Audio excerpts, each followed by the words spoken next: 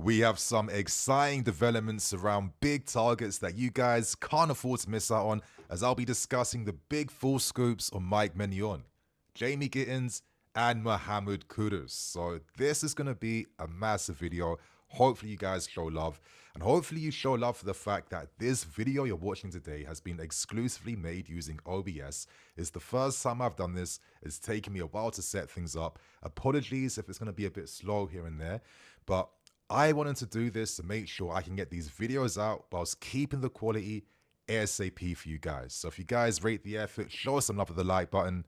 Hope you guys enjoy. And my friends, let's get straight into things. We discuss the big developments around Jamie Gittens. We're learning some exciting news. If you guys have been with me as I've been discussing this story as it's evolved since the start of this year, I said for the money Dortmund want, that was 100 million once upon a time, 80 mil, 60 million. This is too much money for a player whose form has fallen off for the second half of the year. For me, an offer between 35 to 40 mil seems fair right now. And it seems like my guys, yeah, someone's listening to us. And this is exactly how the club feel behind things. Because at the moment, my friends, it seems like our first initial opening bid for Jamie Gittens is going to be 30 mil plus add-ons. And I think with this type of offer, it completely recontextualizes how we feel and see this move. Because for me now, this communicates that Gittens is not going to be the savior. He is not going to have the pressure of feeling like he is the star for us. He is being signed because he is seen as a development opportunity. He is seen as someone in the future who can get better, whose value can grow.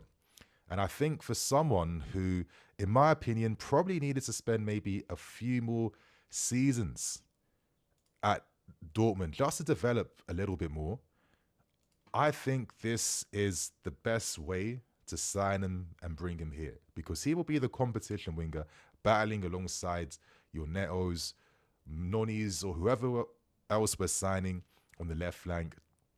And with a move like this, now that the pressure is taken away, essentially, even if he doesn't work out, because let's be realistic, you know that you will make a return on a player like this. His nationality, his age. You're either making a return or profit if the move does not work out. So I'm kind of here for it. We have to remember, we've just spent over 50 mil on Kenda from Sporting Lisbon. You're not spending money like this if you're not seeing him as the guy for the future. And when you consider that we can now have Gittens and Kenda by next year, for me, this is pretty exciting, as both players, they do suit what Maresca wants and demands in the team. I think that's the big thing, in my opinion. We know that Maresca wants his wingers to run to the touchline. If there was one thing that Sancho unfortunately lacked, it was just that pace and behinds. If he had that, his career would look completely different in the Premier League, right? But he's more of like a ball-to-feet roaming playmaker winger. Gittens, he can take you right to the byline. He can come inside. He can take shots off. His short volumes are really good for his age. Yes, maybe at times he's just too single-minded in his actions. I hear that. But these are the formative years where you hone and fine-tune your game. And sometimes you can't have like unrealistic expectations on guys who are still really young. So I can kind of accept that. I think that he's going to have a lot of fun being that touchline 1v1 winger with the amount of space and threat the system will open up for himself. I think this move now makes a lot of sense considering the price tag around things. And yeah, I feel like I've kind of softened my stance on things a little bit. And it's pretty funny that the valuations of these guys can really determine how you really feel about them. But now I'm thinking, you know what? We're here to create a long-term squad in the future. We'll have him and Kenda competing down that side. We've seen Maresca actually interchange all the wingers down the left hand side, the right hand side. My dream scenario is that we see players out wide, rotating in and out of each other's positions just to take things to a different level. But it seems like we feel confident around this move. I'm going to ask you guys this. Are you now happy with this move? Do you like the look of Jamie Gittens, or are you still disappointed that Barcolas and Leaus and Nico Williams aren't the guys that are going to be coming through? Let us know how you're feeling about things, my friends, because right now it's time for us to discuss some big updates surrounding a player a lot of us hoped we could make a move for. And now it really seems like that reality is coming. My friends, we talk Magic Mike. Okay, maybe I shouldn't be saying that. That's a mad reference, not gonna lie. But yeah, so much positive, exciting news on Maignan. If there's one guy you kind of feel for, it's probably Allegri. You've just gone to AC Milan and already they've lost flipping Maignan or about to lose him. Theo Hernandez are about to lose. Reindeers now has agreed to move to Man City. It's looking completely long for you, but that's their problem. Allegri's been saying, listen, get this guy renewed. I want to keep him. He rejected Milan's 4.5 million euro a year offer. Him and his team feel like 5.5 to 6 mil is more than fair. Milan's loss is clearly our gain. And at the moment, my friends, yeah, some exciting things are definitely happening here because we are learning that Maignan wants to come and wants to sign for us. Maresca has given his approval. He's co-signed this move. He feels like he would be the ideal tactical fit for the team. And later on in this video, I'm going to explain to you guys exactly why Maignan is that guy and actually kind of elevates us and takes us up a gear now. Finally, a move that does that for the team and does that for the squad, which is big stuff, man, which is big stuff. In the meantime, though, it seems like Milan are going to target Milinkovic-Savic from Torino. We looked at him. He's a very good keeper, very solid. Us United showed a lot of interest, but when Magnan's available for the price he's at, with 1 year left, it's an absolute no-brainer, right? In the meantime, Milan are also expressing interest in George Petrovic.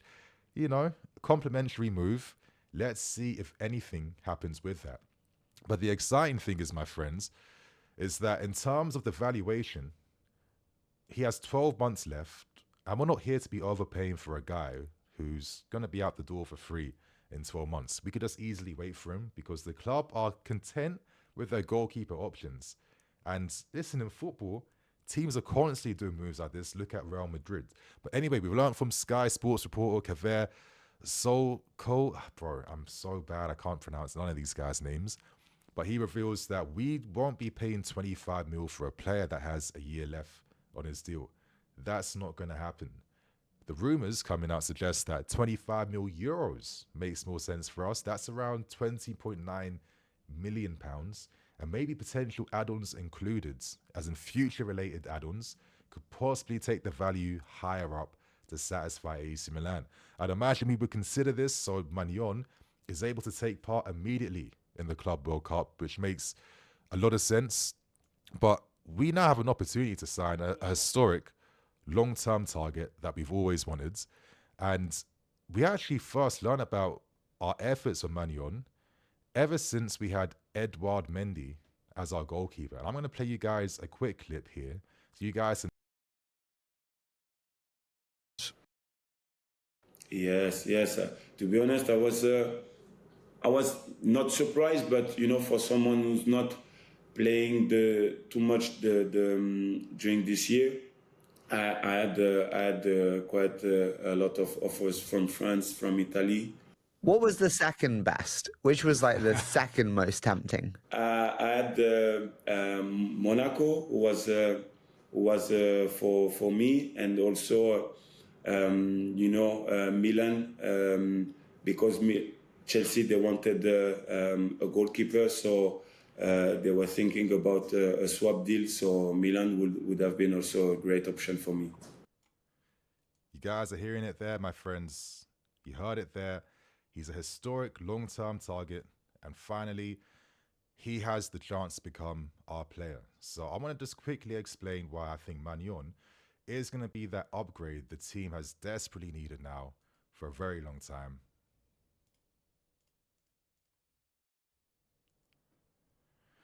And I think the big upgrades around Maignan is simply the fact that he can play with the ball on his feet.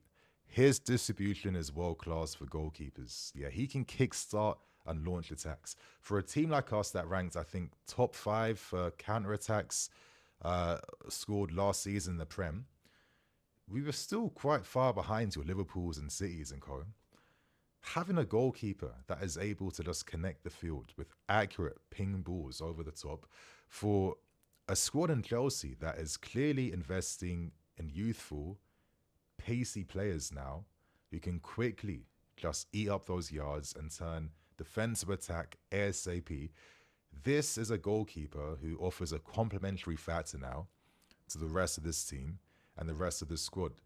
This is a big plus, and this is the major reason that's why Maresca obviously is going to co-sign this move, because none of our goalkeepers has that world-class ability that I think the very top teams in the world like us ideally need to have to just add those percentage points to take that team to the next level. On top of this, my lord, the guy makes those types of saves, those impossible saves that you scratch your head thinking, wow, how has he pulled this off?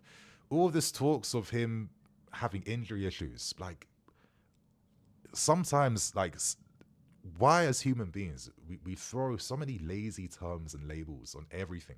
You would think that Maignan's missed like 20 games a season for the last like 3-4 years. He has got injuries from like little contact things, finger issues here and there, but not enough to call this guy injury prone, as if he's going to be a liability for us.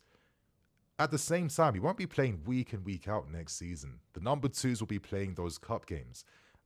This is nothing to worry about, in my opinion. But on top of that, man, the guy's mentality is elite. I mean, I swear I never see this guy smiling unless he's got a trophy in his hand, yeah, or silverware in his hand.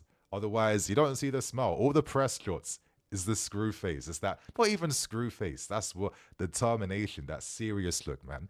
He's a serious goalkeeper. And this is explained behind one of these incredible stats. Now, in the last 4 years, he's only made 4 individual errors. You compare that to someone like Robert Sanchez, and this comes courtesy of goal.com. So let me just like have this on screen for you guys so you can see exactly what I'm talking about.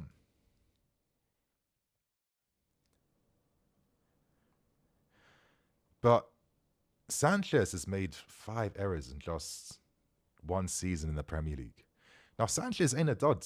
I mean, he ranks 3rd best for things like save success rate, 73.6%. He's the best at high claims in the league.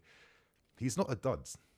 And I think for these reasons, I'd keep him as my number 2 competition winger, calm. And if he's ready to be that number 1 guy, win that spot of Maignan.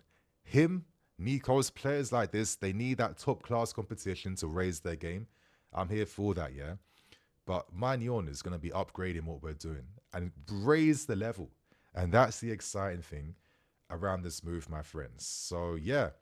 In the meantime, I feel like this means goodbye to Petrovic. He's got a ton of interest, and I think he's the easiest keeper to sell based on tons and tons of clubs after him.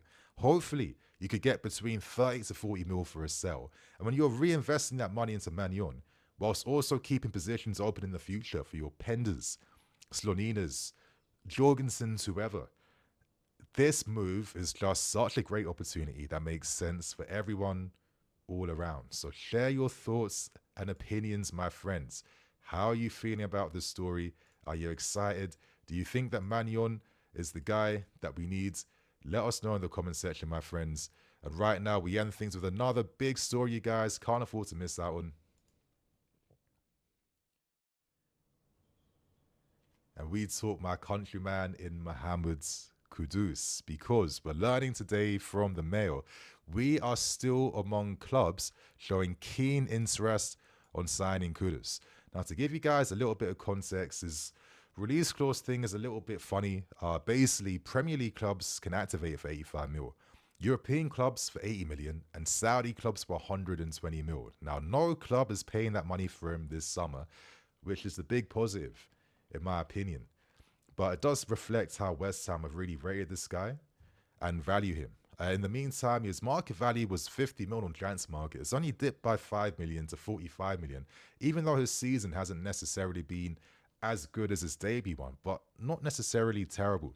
Now, I think one of the things that really just kind of, not helped him is obviously West Ham swapping managers just changing systems up time and time again. And it's reflected in the 6 different positions Kudus has played in.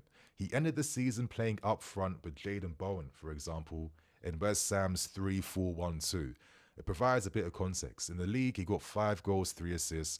His debut season was like 8 goals and 6 assists. So he wasn't completely far off, to be fair with you. But in my opinion, he needs a new environment. He has to be playing in a better system with better players, because there's one thing that this guy is completely world class at, and it's this: dribbles completed.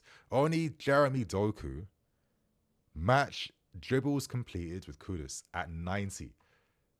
Njai from Everton came third with 65. And if you want to see the Chelsea players, our highest came from Palmer and Sancho, joint 43. Kudus has doubled the dribbling output. I'm not seeing Noni there. I'm not seeing Neto there. I've been saying too often we're sideways. You need a guy who can carry, take responsibility, and take it to the team. And I'm going to tell you guys this, yeah? Cole Palmer said after that Betis Conference League final win post-match, I got tired of us just passing the ball side to side in the first half. In the second half, I had to up the ante. I had to change my mentality. I was like, no more sideways. I'm taking risks. I'm taking opportunities. And that culminated in the first goal for Enzo and the second superb assist with that little Doku spin to release Nico Jackson. Having guys who can carry in those type of areas create space for your teammates, which encourages movement. And this is what we lack sometimes. We need more presences like this, yeah? A bit more speed, a bit more dribbling threat, and I think that we can be a team that is closing that gap and one day fighting for a Premier League title, my guys. So there's a lot of exciting things to consider at the moment. Yeah, I think Kudus for me is someone that has to get bought. He's someone that has to come to the team if there's a possibility to do that. Apologies here, my friends. Still getting used to the little formats here and there. But these types of uncoachable qualities, where you can just change the game's dynamics just like that. He's a big game player. There's literally comps made of Kudus against top 6. He runs rings around them. He's hard to defend against. His upper body strength, his tactical strength, which he learned coming from the ranks at Northland and then Ajax. He can play all across in different positions. Maresca wants to have more of these types of profiles. And considering reports that, number one, West Ham, like Petrovic and Chukwuemeka, are there possible deals we can do to bring that value down? Because Kudus won't be going for 85 mil. It'll be a lot less. Or, on the other hand, are there also possibilities in play where, I don't know, we're also considering offers for Nonis and others to free up spaces for more upgrade signings? Because we're seeing a little pattern this window of prioritizing the opportunities first. Opportunities we feel can take the team to the next level at the expense of players that already exist here. So that is one thing to keep your eyes out for. But my friends, on that note, I think that's everything from me today. I'm still getting used to this format and OBS. I'm going to get there unimproved, but I hope you guys enjoy and rate the efforts today. So share your thoughts and opinions, hit that like button, and I'll catch you guys very soon. Love.